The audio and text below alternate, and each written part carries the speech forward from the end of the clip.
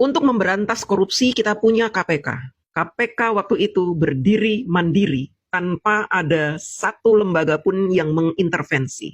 Kebijakan-kebijakan KPK yaitu menangkap tangan, menyadap, dan melakukan penyelidikan tanpa izin.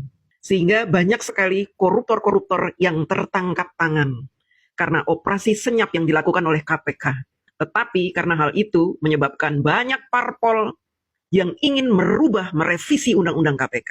Sebelum kita membahas tentang parpol-parpol yang ada di DPR yang menginginkan perubahan KPK, kita harus tahu alasan kenapa undang-undang KPK ini harus diubah oleh DPR. Penggagasnya siapa sih yang menginginkan KPK ini diubah undang-undangnya? DPR. Adalah isi dari Perpu melemahkan KPK. Isi dari undang-undang, revisi. Itu yang kita tentang. Kalau KPK berhasil sehingga memberantas korupsi, mengapa diperlemah? Mengapa diangkat Dewan Penasehat? Mengapa? Oke.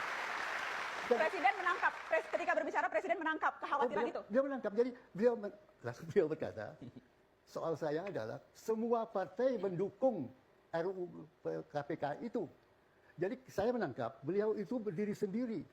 Partai pendukung beliau, yang memilih beliau, omong kosong, tidak ada mendukung KPK. Kalau betul partai pendukung Presiden Jokowi ingin membantu supaya Jokowi berhasil, kenapa menyetujui RUU yang memperlemah KPK? Sedangkan KPK terbukti berhasil memberantas. Oke, saya jawab ya. Sebentar, Prof, dalam konteks kemudian sekarang saya ingat, saya pernah membaca ada pernyataan Pak Jokowi yang bilang saya kan tidak punya fraksi di DPR. Konteksnya apa ketika menyampaikan itu? Apakah memang itu pengakuan bahwa sedang dikeroyok DPR? Implisit berkata semua partai mendukung RUU KPK itu. Beliau sendiri berdiri sendiri. Mana partai-partai yang sok membantu beliau? Ada 4 hal yang menyebabkan DPR keberatan dengan apa yang dilakukan KPK sebelum undang-undang ini berubah.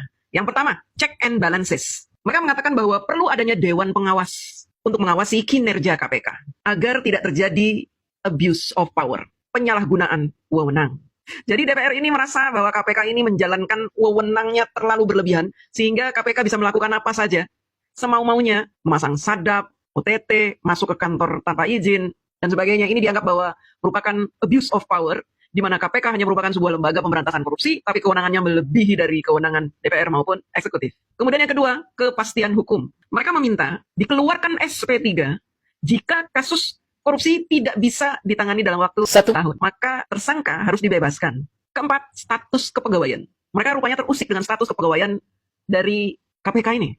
Mereka mau orang-orang KPK adalah pegawai negeri, sehingga bisa diatur-atur, tidak lagi independen. Kemudian yang keempat, izin penyadapan. Rupanya DPR ini keberatan dengan adanya penyadapan yang dilakukan oleh KPK sebelum dilakukan tangkap tangan. Bagaimana KPK bisa menangkap orang itu kalau menyadap saja harus izin? Artinya apa? Ini sangat menghalangi KPK untuk mengumpulkan bukti-bukti secara akurat sebelum menetapkan orang itu sebagai tersangka. Makanya kalau teman-teman punya istilah DPR itu bukan Dewan Perwakilan Rakyat melainkan Dewan Perwakilan Rampok, ya sangat cocok ini. Karena 4 hal itu yang membuat mereka merasa terusik dengan adanya KPK. Perubahan Undang-Undang KPK ini dilakukan secara kilat di tahun 2019. Digagas oleh DPR RI pada rapat paripurna DPR di tahun 2019, kemudian 13 hari kemudian Undang-Undang KPK ini ketok palu berubah.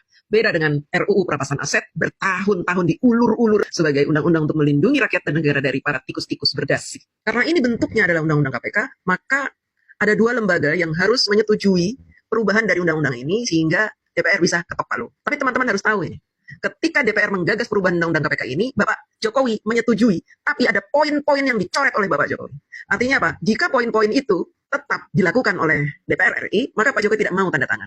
Tetapi masalahnya adalah, meskipun Pak Jokowi tidak tanda tangan, 2 minggu kemudian, DPR bisa meluncurkan perubahan undang-undang KPK ini tanpa tanda tangan Bapak Presiden. Apa saja poin-poin yang ditandai oleh Bapak Jokowi? Karena akan menyebabkan KPK menjadi tidak independen.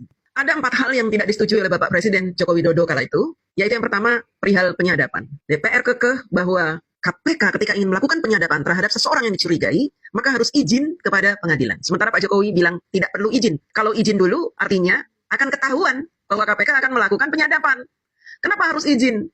Karena kita juga tidak tahu di pengadilan ada juga kong kali kong dengan para koruptor ini. Izin dulu, baru melakukan penyadapan. Ini kan aneh. Mau menangkap maling kok pakai izin-izin dulu ke pengadilan. Ngawur ya. Kemudian yang kedua, pembatasan pengelolaan LHKPN. Selama ini KPK boleh mengelola LHKPN kepada semua pejabat-pejabat yang ada di Indonesia. Karena hal itulah KPK memiliki data tentang kekayaan harta dari para pejabat negara. DPR nggak setuju. DPR maunya bukan KPK yang punya LHKPN, tapi lembaga lain. Nah, Pak Jokowi tidak menyetujui ini. Karena apa? KPK harus punya catatan tentang harta kekayaan pejabat, supaya nanti KPK bisa melihat pejabat-pejabat yang dicurigai sudah mencuri uang negara dari kekayaan dia yang meningkat. Yang ketiga, asal penyidik dan penyelidik. DPR maunya penyidik dan penyelidik berasal dari kepolisian dan kejaksaan. Sementara Pak Jokowi tidak setuju. Pak Jokowi ingin bahwa KPK bisa berasal dari mana saja. Baik dari lembaga KPK itu sendiri, dari orang yang sudah menjadi ASN. Pak Jokowi maunya KPK bisa berasal dari unsur ASN manapun. Kalau ada pembatasan hanya dari kepolisian dan kejaksaan, maka ini akan terjadi yang namanya kong kali kong. Kemudian yang keempat, larangan OTT. DPR maunya KPK tidak melakukan OTT. Tapi Pak Jokowi merasa kok aneh gitu. Permintaan DPR ini aneh-aneh aja. Masa KPK tidak boleh melakukan operasi tangkap tangan? DPR mau bahwa operasi tangkap tangan melalui prosedur administrasi yang berliku-liku. Sampai akhirnya KPK sulit untuk melakukan OTT karena administrasi yang berliku-liku tadi. Harus izin ini. Sementara Pak Jokowi mengatakan bahwa kalau KPK dibatasi untuk melakukan OTT, maka KPK nggak punya taji, tidak punya power untuk menangkap para koruptor itu. Nah, kalau KPK sendiri tidak diberikan power, tidak diberikan taji, bagaimana mau menangkap para koruptor? Aneh DPR ini ya. Lalu, siapa saja parpol yang menginginkan perubahan atas undang-undang KPK ini? Yang pertama, Partai PDIP. Kemudian Partai Golkar. Lalu Partai Gerindra. Kemudian Nasdem. Dilanjut PKB. Kemudian P3 dan PAN. Rumor itu sampai detik ini terdengar bahwa Pak Jokowi menyetujui perubahan undang-undang KPK. Pak Jokowi memang mengirimkan surat menyetujui perubahan undang-undang sebagai cara Bapak Jokowi menghargai keputusan yang diambil oleh DPR tentang undang-undang KPK ini. Tetapi Pak Jokowi tetap menolak beberapa poin yang tadi saya sebutkan. Teman-teman, ini adalah politik. Sekalipun Bapak Jokowi tidak ikut menandatangani perubahan undang-undang KPK, tetapi Pak Jokowi tetap menjadi tertuduh sebagai presiden yang menginginkan perubahan undang-undang KPK. Sebuah strategi politik untuk menjatuhkan Pak Jokowi. Mereka mengundang mahasiswa untuk mendemo, mengundang masyarakat untuk mendemo perubahan ini, sambil menyebut-nyebut bahwa Jokowi merubah undang-undang KPK. Menyewa artis-artis, influencer-influencer terkenal di Indonesia untuk mengatakan bahwa Pak Jokowi lah yang menginginkan perubahan undang-undang KPK. Bahwa ini adalah strategi orang-orang yang membenci Bapak Jokowi untuk menjatuhkan Bapak Jokowi tanpa memberitahukan kepada publik esensi dari perubahan undang-undang KPK ini seperti apa. Jalan cerita yang benar dari perubahan undang-undang KPK ini. Perubahan undang-undang KPK ini membuat kinerja KPK menurun drastis. Yang tadinya kita sering mendengar di berita-berita, media-media massa nasional, ditangkapnya si A, si B, si C dalam kasus OTT, kini tidak lagi terdengar. Karena KPK tidak lagi diberikan kewenangan penuh. KPK dibatasi. KPK isinya adalah ASN yang tunduk pada peraturan birokrasi. Beberapa kasus korupsi tidak bisa ditangani dengan baik oleh KPK gara-gara perubahan undang-undang KPK ini. Di antaranya, kasus Harun Masiku. Teman-teman masih ingat kasus Harun Masiku yang menyebabkan terseretnya Sekjen PDIP karena terbukti Sekjen PDIP memberikan suap kepada KPU untuk memenangkan Harun Masiku. Dan kasus ini berhenti walaupun sudah diputuskan oleh pengadilan Hasto bersalah. Bapak Prabowo mengeluarkan amnesti. Kenapa amnesti ini bisa keluar? Karena Gerindra menjadi salah satu parpol yang menginginkan perubahan undang-undang KPK. Kemungkinan besar Ibu Megawati juga mengingatkan hal itu kepada Prabowo yang menginginkan perubahan undang-undang KPK.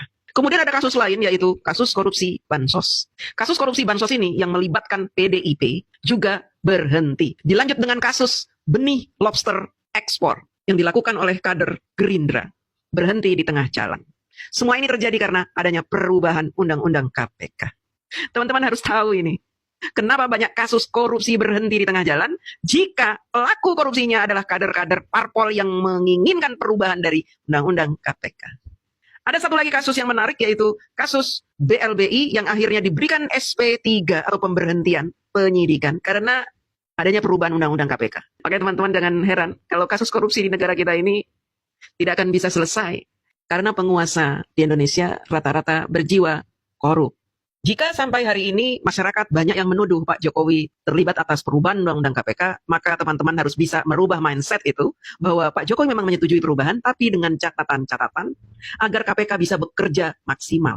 Pak Jokowi tidak setuju dengan adanya pembatasan kewenangan terhadap KPK, dan apa yang Pak Jokowi tidak setujui dan akhirnya ditolak oleh DPR menyebabkan kasus korupsi yang ada di Indonesia tidak bisa tertangani dengan baik, dengan tuntas, bahkan dengan kekuatan KPK seperti sebelum-sebelumnya.